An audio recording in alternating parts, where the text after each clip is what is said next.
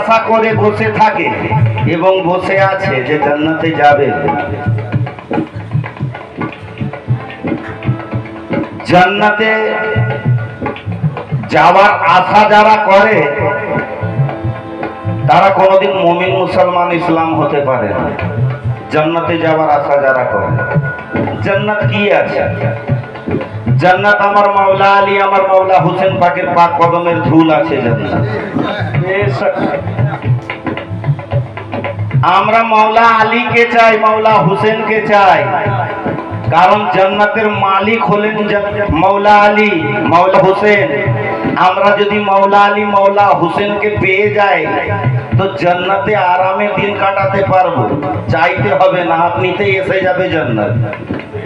তাই আমাদের তাকদীর করতে হবে মাওলা আলীকে পাওয়ার, মাওলা হুসেনকে পাওয়ার, জান্নাতকে পাওয়ার নয়। জান্নাতের আশা যারা করে তারা কোনোদিন মুমিন মুসলমান ইসলাম হতে পারে না। পরিষ্কার ভাবে কবি বলছেন, কি বলছেন? কে ইনসান पे एहसान हुसैन इब्ने अली है, इंसान पे एहसान हुसैन इब्ने अली है, और मौला ने जलाई है तो ये सम्मा जली है।